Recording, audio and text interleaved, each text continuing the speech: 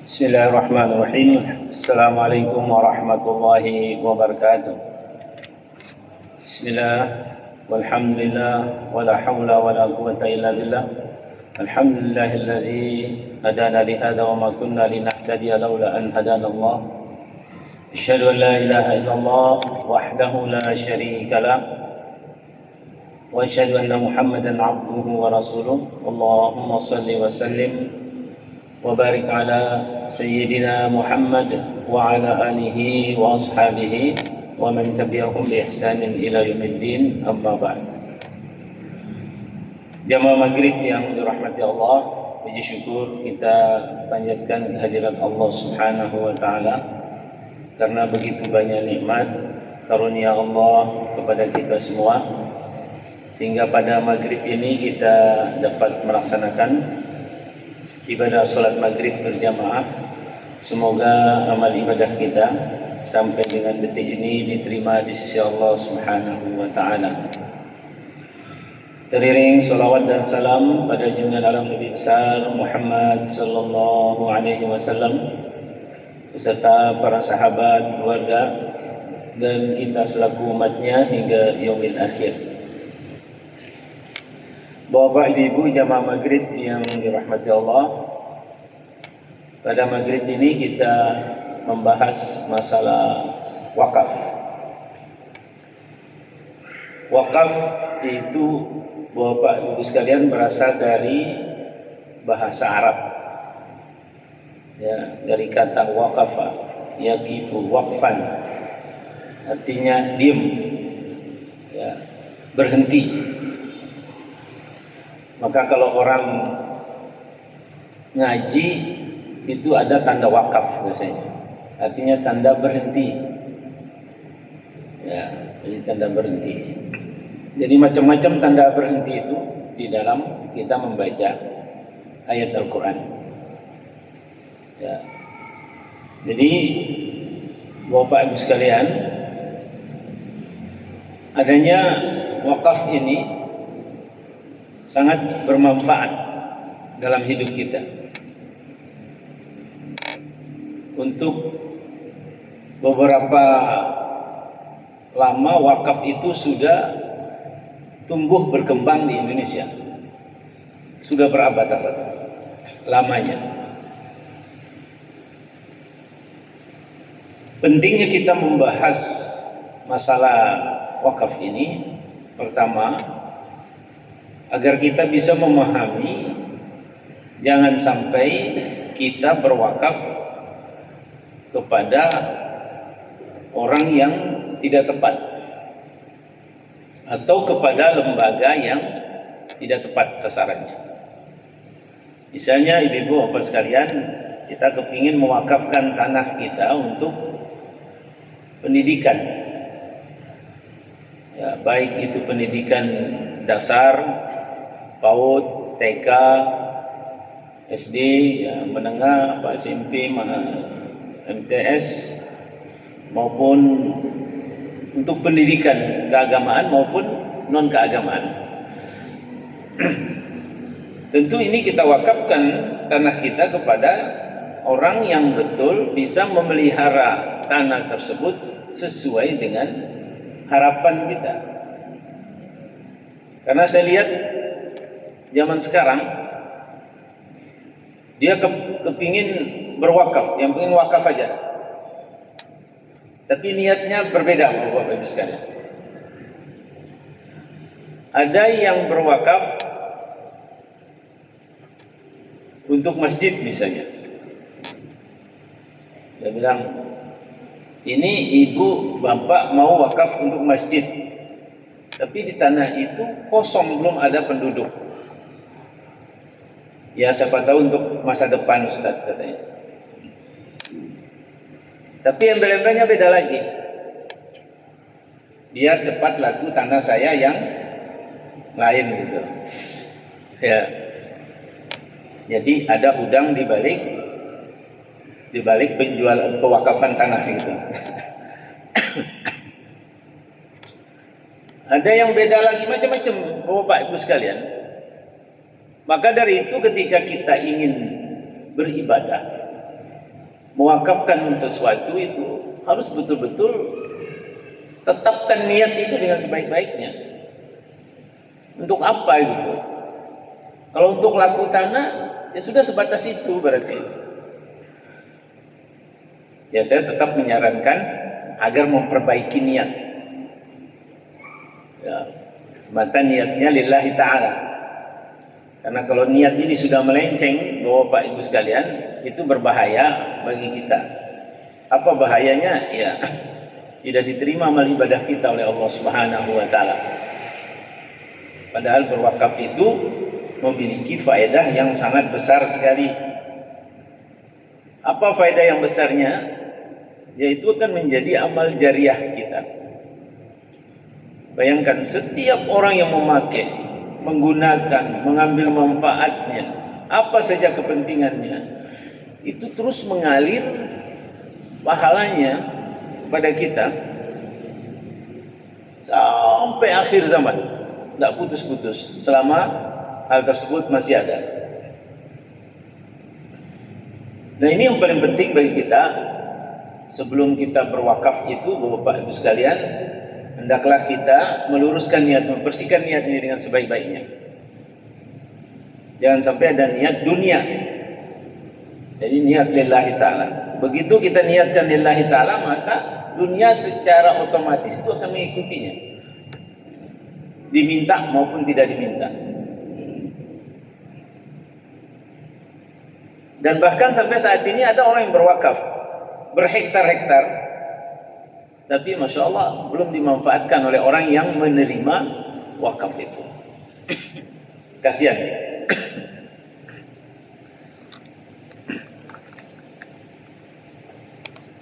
Oleh karena itulah Bapak Ibu sekalian, ini perlu kita pahami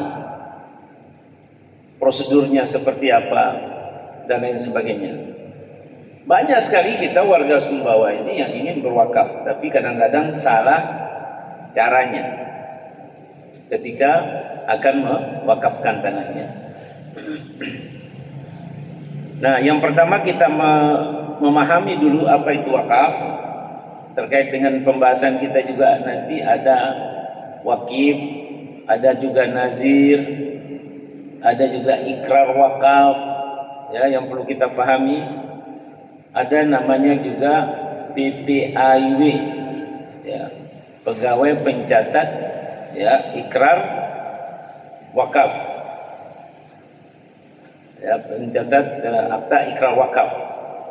Jadi PPAIW, jadi pegawai pencatat akta ikrar wakaf. Nah jadi ibu-ibu bapak sekalian yang dirahmati Allah, karena prosedur wakaf ini sudah dijamin oleh undang-undang, sehingga kita tidak salah dalam mengambil keputusan langkah dalam kita berwakaf. Ya, telah dijamin di Undang-Undang Nomor 41 Tahun 2004 tentang wakaf. Itu sudah ada undang-undangnya, Bapak Ibu sekalian. Kemudian ada peraturan pemerintahnya, ya, Nomor 42 Tahun 2006. Di situ peraturan pemerintahnya tentang yaitu pelaksanaan undang-undang tentang wakaf ini. Dan juga Bapak Ibu sekalian ada juga Peraturan Menteri Agama Republik Indonesia yang nomor 4 tahun 2009 itu tentang wakaf uang.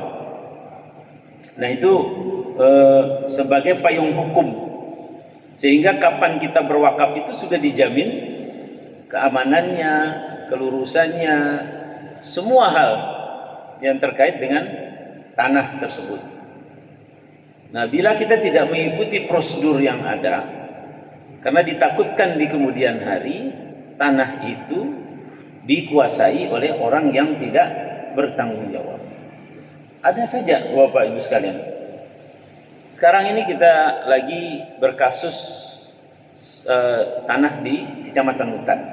Itu tanah wakaf yang digugat oleh ahli warisnya, di mana tanah tersebut sudah ada sertifikat wakafnya. Jadi ingin dikuasai lagi oleh ahli warisnya dengan alasan bahwa kakek kami tidak pernah berwakaf gitu. Nah, dengan lengkapnya administrasi, maka secara hukum tanah tersebut itu tidak bisa lagi dikuasai oleh siapapun. Tidak bisa dikuasai oleh siapapun. Atau ingin mengalihkan hak tanah tersebut kepada orang lain. Tidak bisa. Hal itu pernah terjadi, Bapak Ibu sekalian. Contohnya, saya mewakafkan misalnya 1 hektar. Ternyata di dalam 1 hektar itu ada 2,5 are dijual oleh ahli waris kepada orang lain. Yang membeli itu tidak tahu kalau tanah yang dibeli itu adalah bukan hak ahli waris. Ternyata itu sudah jadi tanah wakaf. Sehingga Bapak Ibu sekalian, apa yang terjadi? Orang yang membelinya ini tidak akan bisa dia sertifikat. Mau pemecahan hak tidak bisa, ini sudah harta wakaf. Mau dia apa-apakan tidak bisa. Dibangun tidak bisa dia miliki bangunannya. Tetap milik nazir yang mengelola tanah itu. Ya, karena yang pihak kedua, yang ketiga yang membeli tanah itu. Jadi dibeli pertama oleh pihak pertama, dia tahu begitu dia jual ke pihak kedua. Pihak kedua juga tahu itu begitu, dia jual ke pihak ketiga. Nah, ini kasihan jual beli ya. Orang yang tahu sama orang tidak tahu ini, kita tipu orang.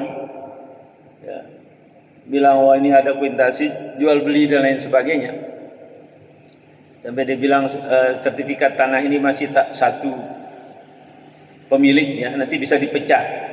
Ternyata apa yang terjadi?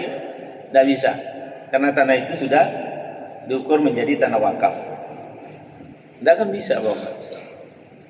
Nah, yang terakhir yang membeli ini karena dia sadar itu tidak bisa dimiliki, maka dijual lagi. Ya, dijual lagi. Dijual ke siapa? Ya, dijual ke nazir itu lagi. Secara hukum sudah salah. Ya, kita mau ambil ini ahli warisnya begini, kemudian kita mau pagar salah juga, kan serba salah. Maka dijual murah lagi ke nazir itu. Kenapa? Sudah ada pondasi yang dia jual, pondasi sama sumur yang pernah digalinya. Nah, jadi ibu-ibu bapak sekalian, ya apa boleh buat nazir yang menerima wakaf tersebut mau tidak mau lebih baik beli saja lah, biar aman. Ya, biar aman dan sebagainya. Kebetulan ada uang. Kalau orang tidak ada uang bagaimana gitu? Kan tambah tidak karuan jadinya. Dan banyak lagi kasus-kasus yang terjadi penyerobotan tanah wakaf itu. Maka Bapak Ibu sekalian, Badan Pertanahan Negara BPN dalam hal ini menjamin keabsahan ya, tanah wakaf itu dijamin oleh hukum sehingga tidak bisa diseroboti oleh siapapun termasuk ahli waris. Nah, jadi Bapak Ibu sekalian, wakaf itu adalah perbuatan hukum seseorang. Ya, jadi ada seseorang yang melakukan mewakafkan tanahnya, itu perbuatan yang dijamin oleh hukum, baik itu secara pribadi maupun secara berkelompok. Ya, sekelompok orang misalnya, ini tanahnya punya si A, punya si B, punya si C, punya si D. Mereka berkelompok kemudian mewakafkan tanahnya kepada lembaga apa gitu, untuk ini, untuk ini.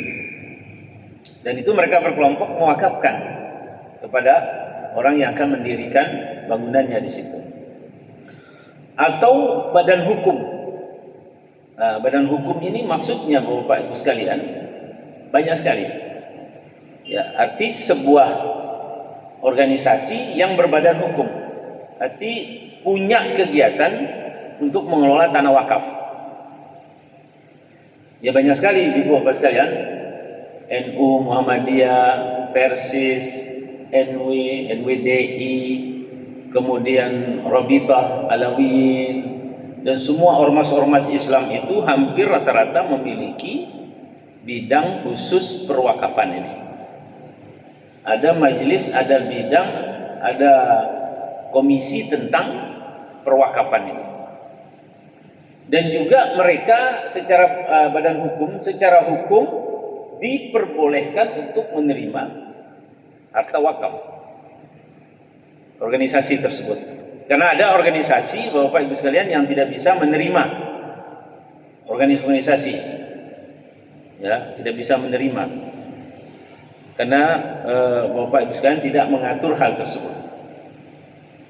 Nah, jadi Bapak Ibu sekalian, jadi baik perorangan, kelompok maupun badan hukum, dia memisahkan sebagian dari harta miliknya, ya, dan melembagakannya untuk selama-lamanya guna untuk kepentingan ibadah atau kepentingan umum, ya, kepentingan umum sesuai dengan ajaran Islam. Jadi tidak mesti ketika kita berwakaf untuk pendidikan, terus untuk pendidikan. Ada yang wakaf, ya ini untuk masjid, padahal sudah ada masjid di sebelahnya. Akhir bentrok di masyarakat itu.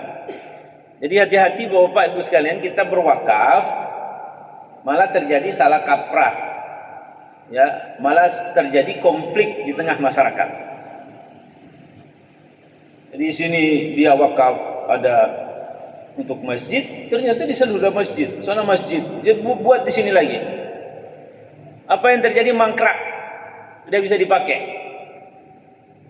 Ada saya temui itu di bagian barat Sumbawa. Ya, bertahun-tahun itu tidak bisa, tidak dipakai. Kenapa? Sudah ada masjid di situ. Mau dipakai, takut sana tersinggung dan lain sebagainya. Maka hati-hati Bapak Ibu sekalian, ya, peruntukan wakaf yang kita akan berikan ini harus betul-betul melihat situasi kondisi di situ. Kalau dilihat di situ nggak ada lembaga pendidikan, ya silakan kita bisa dirikan itu lembaga pendidikan. Jangan, pokoknya musola, kalau tidak musola tidak mau saya. Nah, ini tidak ada niat wakaf kalau begini. Ya, saya juga pernah mengarahkan di bagian Moyohulu, di situ sudah ada masjid. Dia bilang, wah saya ingin bangun ini, bangun apa rumah ibadah. Saya bilang kepada mereka, di situ sudah ada masjid, mau bangun di sini susah, nanti bisa pecah belah masyarakat karena adanya rumah ibadah di situ. Dan itu juga menyalahi ketentuan daripada apa yang ditetapkan oleh pemerintah untuk menjamin kerukunan umat beragama. Maka ibu-ibu bapak sekalian yang dirahmati Allah, saya sarankan di situ ada pendidikan yang belum memiliki tempat. Mari tanah ini kita buat untuk lembaga PAUD, TK kayak gitu. Karena ini numpang sana sini, itu bisa dibuat di situ, dibangun, dan itu bisa dimanfaatkan untuk ke depan. Ya lumayanlah 2-3 hari di situ bisa untuk pengembangan pendidikan dasar. Ini salah satu contoh Bapak Ibu sekalian untuk kepentingan umum dan tidak bertentangan dengan ajaran Islam. Ini yang paling penting bagi kita untuk kita pahami dengan sebaik-baiknya. Kemudian yang kedua yang perlu kita pahami adalah wakif. Tadi wakaf itu perbuatannya. Karena wakif yaitu orang yang orang atau badan hukum yang mewakafkan benda miliknya. Ya, jadi ya perlu ya ada perbuatannya ya tentu. Oh jangan bilang saya ingin berwakaf tanah 5 hari. Mana tanahnya? Tidak ada katanya. Ya berarti ini nggak ada wakif gitu. Jadi harus jelas ada orang yang mau mewakafkan apa yang menjadi tujuannya. Wakaf mobil, wakaf rumah, wakaf sawah, wakaf apa saja. Ya bisa saja Bapak Ibu sekalian punya sawah banyak, bilang saya mewakafkan sawah ini hasilnya untuk operasional masjid misalnya. Daripada nanti ini sawah ini saya wakafkan untuk bangun masjid. Gak usah. Saya wakafkan semua hasil daripada tanah ini untuk operasional masjid misalnya. Itu kan lebih bagus. Jadi setiap hasil, siapa yang mengelola, dia pengelola dapat berapa, kemudian hasilnya diberikan ke pengurus masjid untuk operasional misalnya. Itu bisa Bapak Ibu sekalian, bisa kita lakukan. Yang penting jelas ada gitu. Apalagi kalau sawahnya itu kelas A. Wah, itu bagus sekali gitu. Daripada mau dibangun, kesian. Hasilnya lebih bagus untuk kepentingan syiar Islam. Misalnya untuk apa saja. Sehingga sawah yang kita wakafkan itu dikuasai oleh nazir, ya. Di sini ada namanya nazir, Bapak Ibu sekalian. Nazir itu kelompok orang atau badan hukum yang diserai tugas memelihara dan mengurus benda wakaf itu. Jadi nazir ini bukan menjadi pemilik, enggak. Ya, kalau dia wan prestasi bisa diganti, dia wafat bisa diganti, dia salah dalam mengelola bisa diberhentikan oleh nazir yang ada. Ya minimal 5 orang itu. Kalau badan hukum kan sudah jelas, ada yayasan, ada apa yang menerima itu selesai. Jadi Bapak Ibu sekalian, orang yang mewakafkan sesuatu yang bermanfaat untuk kepentingan umum maupun kepentingan agama, itu akan dikuasakan kepada orang yang memeliharanya, namanya nazir. Saya bawa Pak, ibu-ibu sekalian datangi oleh orang, Pak ini ada tanah, saya mau wakaf. Dilihat bapaknya itu bisa memeliharanya sesuai dengan tujuan wakaf. Mau wakaf apa Pak? Dan ditanya baik-baik. Oh iya, ini saya punya sawah, saya mewakafkannya untuk kepentingan syiar Islam. Maka nazir ini mengelola tanah itu. Siapa yang menanamnya, hasilnya berapa, dihitung baik-baik, berapa untuk sini, berapa untuk sini, berapa juga untuk nazir. Itu batasnya tidak boleh 10% dari hasilnya. Kalau ada hasilnya misalnya 10 juta setiap panen, maka Bapak Ibu sekalian 10% dari itu diberikan sebagai ongkos biaya ataupun honor daripada nazir itu. Boleh diambil. Sisanya untuk sesuai dengan niat orang berwakaf itu. Misalnya untuk syiar Islam. Ya untuk syiar Islam banyak Bapak Ibu sekalian. Ada pengajian, kurang snacknya dikasih uang, beli snack, selesai. Ada orang kena ditipu oleh orang gitu, sudah tidak ada uangnya, dan itu jelas, bisa ditolong itu sebagai syiar Islam. Bantu fakir miskin, bantu pembangunan rumah ibadah, bantu penyelenggaraan acara yang bertajukkan untuk syiar Islam. Misalnya ada pendidikan TPQ, itu bisa dibantu honor gurunya. Kan biasa memang TPQ kita di Indonesia bahkan di Sumbawa ini jarang kita memikirkan honor orang yang mengajar itu. Alasannya apa? Wah itu ibadah, nggak boleh diambil honornya. Ini salah Bapak Ibu sekalian. Karena orang yang mengajar itu juga perlu ya untuk penghidupan keluarganya yang terus kita pikirkan. Maka ini juga namanya syiar Islam. Syiar Islam yang patut kita sama-sama untuk perhatikan dengan sebaik-baiknya. Dan banyak hal-hal lain. Maka ini ketika memilih nazir, orang yang memelihara yaitu orang yang bisa bekerja dengan baik. Jangan terima habis itu selesai tanahnya tidur, nggak digarap-garap. Kasihan orang yang berwakaf. Ya, orang yang berwakaf.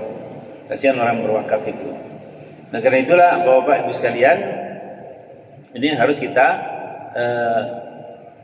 perhatikan dengan sebaik-baiknya. Kemudian ada ikrar. Jadi ikrar ini yaitu pernyataan kehendak orang yang berwakaf itu, Bapak Ibu sekalian, orang yang hendak berwakaf atau wakif yang ingin mewakafkan benda miliknya. Nah, jadi perlu diikrarkan. Maka ikrar di sini namanya Bapak Ibu sekalian jadi akta ikrar wakaf, AIW mananya. Di mana itu dibuat? Di depan pejabat pembuat akta ikrar wakaf, PPAIW. Itu siapa? Itu diangkat oleh Menteri Agama. Ya, yang diangkat dan diberhentikan oleh Menteri Agama. Siapa mereka? Kepala KUA kecamatan. Mereka adalah pejabat pembuat akta ikrar wakaf. Jadi itu yang diatur di dalam undang-undang. Maka ibu-ibu bapak sekalian, jadi ketika tanah kita sudah jelas milik kita, di sertifikatnya itu atas nama kita, maka bapak ibu sekalian itu kita bawa ke KUA bersama nazir yang akan menerima tanah itu, identitasnya sudah jelas, ya. Jangan bapak-bapak, ibu-ibu pergi ke KUA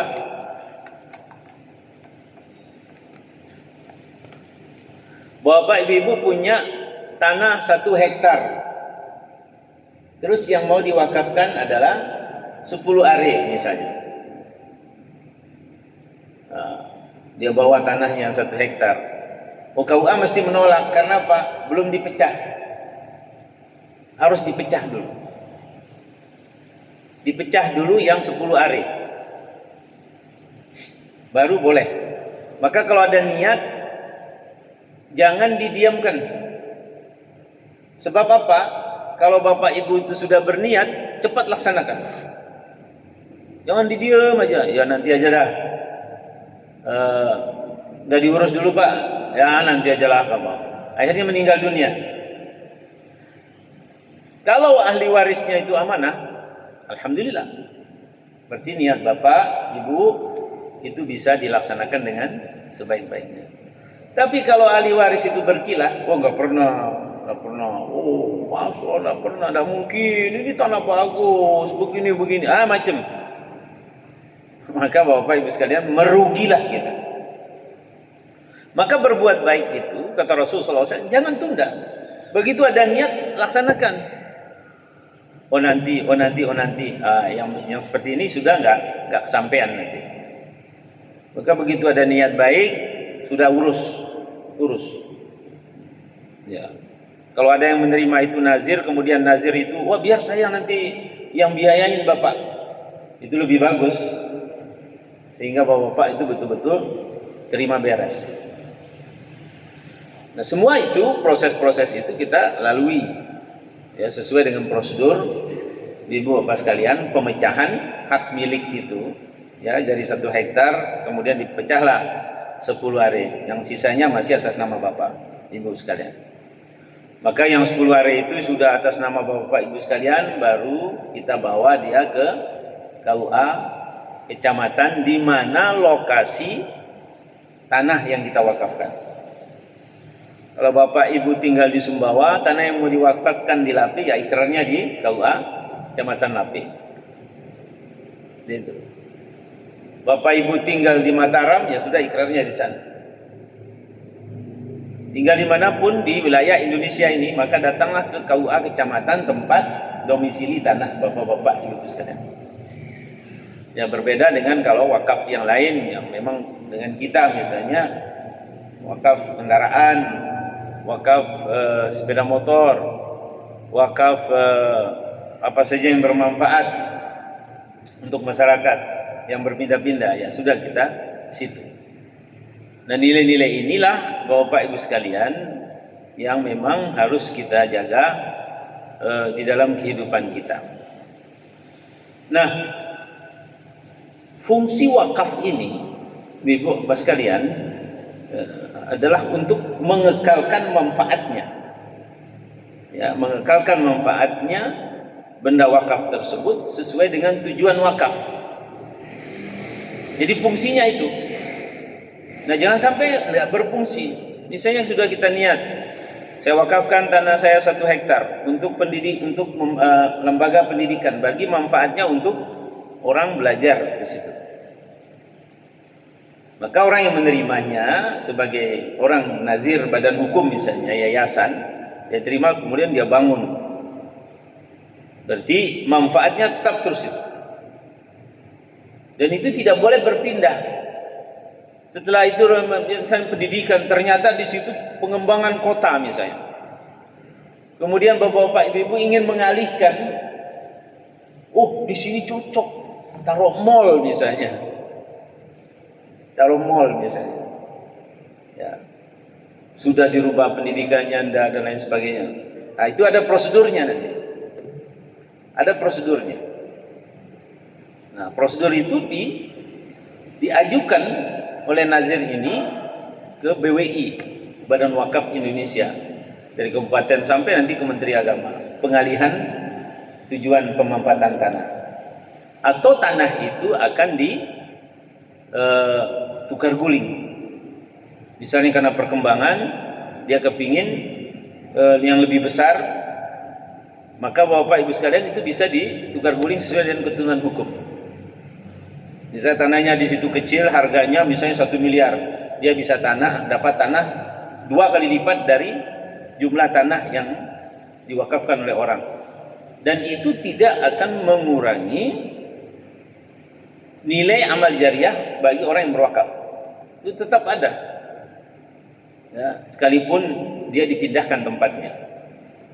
Nah, jadi ini nanti akan kita pahami dulu fungsi wakaf ini. Maka fungsi wakaf itu tidak boleh berpindah. Ya, selama dia di situ, ya kita harus berfungsi sesuai dengan manfaat yang sesuai tujuan orang yang wakif itu, yang berwakaf. Ya, tidak bisa dipindahkan. Nah, jemaah rahimakumullah,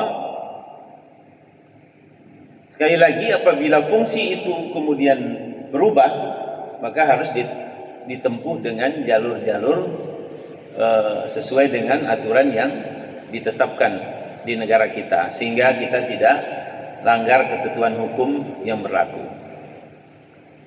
Kemudian yang kedua, Bapak Ibu sekalian, ada unsur-unsur dan syarat wakaf ini yang perlu kita pahami. Pertama, bagaimana bisa unsur badan hukum, badan-badan hukum Indonesia dan orang-orang yang telah dewasa, mereka berakal sehat, ya, serta yang oleh hukum tidak terhalang untuk melakukan perbuatan hukum. Ya, jadi betul-betul itu dilakukan atas kehendak sendiri. Ya, jadi tidak atas tekanan. Misalnya, kalau kamu tidak berwakaf, ini begini-begini. Oh ya, saya kalau begitu saya berwakaf aja dulu. Ini dalam tekanan, tidak boleh. Sampai ada orang berwakaf seperti ini. Nah, Bapak Ibu sekalian yang dirahmati Allah, adapun dalam bentuk badan hukum itu akan diwakili oleh pengurusnya yang sah menurut hukum. Maka bila dia badan hukum, itu ada keputusan dari Kemenhumkam, penetapan oleh Kemenhumkam akan badan hukum itu. Kalau di yayasan ya ada, kalau dia ormas Islam ada badan hukum. Ya, nanti jelas. Jangan nanti badan hukum macam-macam nanti mau dibuat tidak sesuai. Maka harus ada sesuai dengan ketentuan yang berlaku. Nah, jemaah rahimakumullah,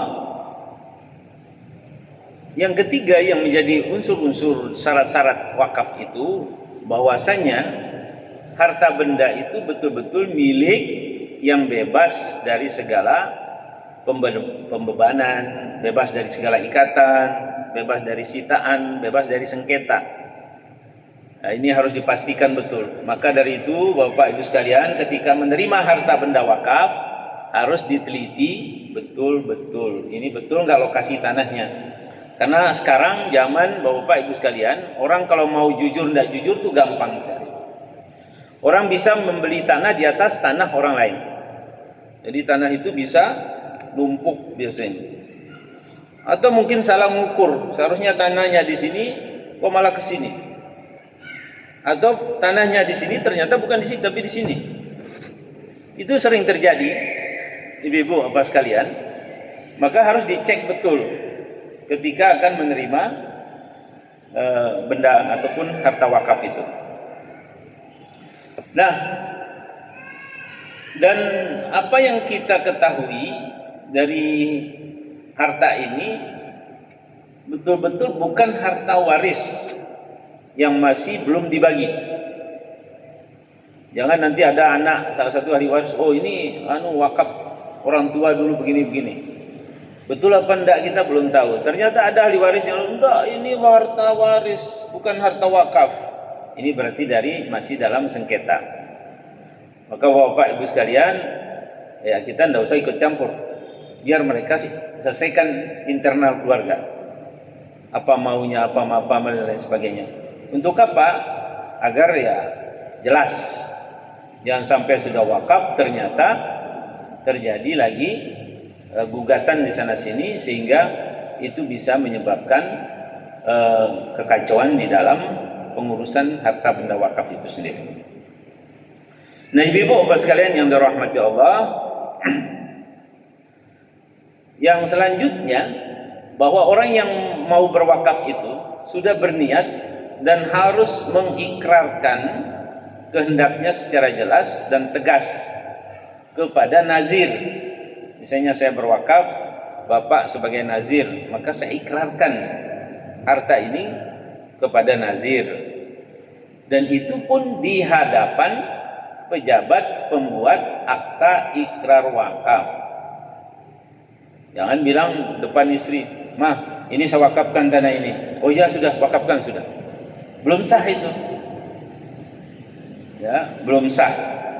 Mengapa ibu-ibu bapak sekalian? Karena belum dilakukan di hadapan PPAUW sebagaimana ditetapkan oleh undang-undang kita. Jadi harus di depan pejabat pembuat akta ikrar wakaf, yaitu kepala KUA kecamatan setempat. Nah, ya, jadi kalau belum di sana ya belum sah Bapak Ibu sekalian. Ya, belum sah kita. Dan di situ juga nanti akan ada saksi-saksi ibu bapak sekalian, ya.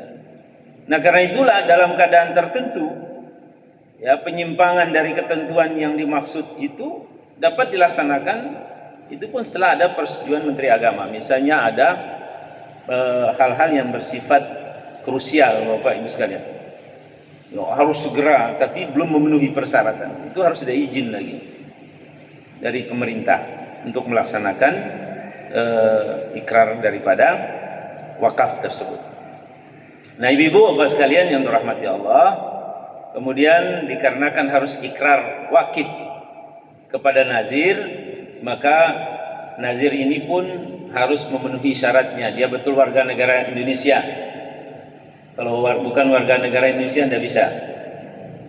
Dia beragama Islam, nazir ini nggak boleh beragama selain Islam. Yang ketiga, dia sudah dewasa, jadi tidak boleh anak-anak. Ya, tidak boleh anak-anak, Bapak Ibu sekalian. Yang keempat, nazir itu juga harus sehat jasmani dan rohani. Jangan sampai kita nazir itu tidak sehat jasmani rohani. Ya, karena mereka yang akan merawat tanah wakaf itu. Kalau dia sakit-sakitan ya tidak bisa, Pak. Apalagi tidak sehat rohaninya. Bisa-bisa dijual nanti semua tanah itu. Ya, hari ini begini, hari ini begitu dan lain sebagainya. Kemudian tidak berada di bawah pengampuan atau di bawah perwalian. Jadi kalau masih di bawah pengampuan, berarti dia tidak bisa bertindak sendiri. Tidak boleh. Jadi harus memang orang yang sudah free, orang bebas. Ketika dia tentukan menerima itu semua, maka sudah tidak terkaitan dengan orang lain. Nah, nazir itu bertempat tinggal di kecamatan tempat letak benda yang diwakafkan. Ini sangat penting. Ya, letak benda yang diwakafkan, misalnya khususnya kita di kecamatan kota ini, ya minimal kita tinggal di sini gitu. Walaupun ada tanahnya di Unteribes kan masih di kota, masih bisa. Tinggal misalnya di Labuan, wakafnya di Sumbawa, kecamatan Sumbawa, atau di Moyo Utara, Moyo Hilir, ini masih dalam kecamatan lingkar kota. Ya, jangan nanti ada orang wakaf terima di Empang, ya emang lumayan jauh. Bapak Ibu sekalian, sekalipun mampu boleh, ya boleh saja, tidak masalah, karena masih dalam kabupaten Sumbawa. Nah, tapi kalau sudah pindah kabupaten, ini menjadi pertimbangan Bapak Ibu sekalian. Nah, jadi kalau dia badan hukum, kalau dia badan hukum, dia berkedudukan di Indonesia dan juga dia memiliki cabang. Misalnya dia wakaf di Pelampang, ada cabangnya di Pelampang. Wakaf di Alas, ada cabangnya di Alas. Tadi ada kepanjangan tangan daripada organisasi itu sendiri. Nah, karena itulah jamaah rahimakumullah, dan nazir ini yang menerima wakaf untuk mengurus ini pun harus tercatat di kantor urusan agama. Harus tercatat di kantor urusan agama, ditetapkan oleh Bapak Ibu sekalian, PPAIW-nya itu ditetapkan nazirnya itu oleh Kepala KUA. Itu pun mendengar saran camat, majelis ulama kecamatan, ya perlu kita dengar itu. Jangan hanya asal nunjuk, itu minta saran Pak Camat. Pak Camat gimana nih? Saya usul Bapak ini. Ya, pertimbangan majelis ulama. Gimana? Oh, jangan, ini enggak beres, ini kemarin terima ini enggak di gubris, terlantar. Nah, ini perlu didengar pertimbangannya. Ada yang sebenarnya saya sarankan begitu, tapi nggak dengar saya. Sampai sekarang tanahnya nggak digubris, sudah puluhan tahun.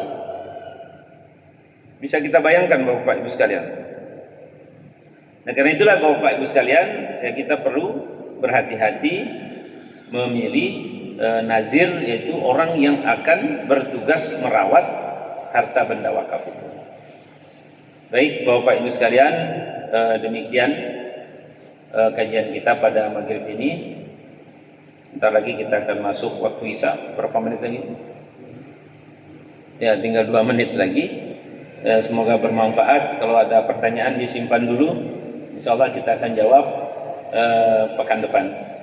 Adanallahu yakum ajma'in. Subhanakallahumma bihamdika asyhadu an la ilaha illa anta astaghfiruka wa atubu ilaik. Assalamualaikum warahmatullahi wabarakatuh.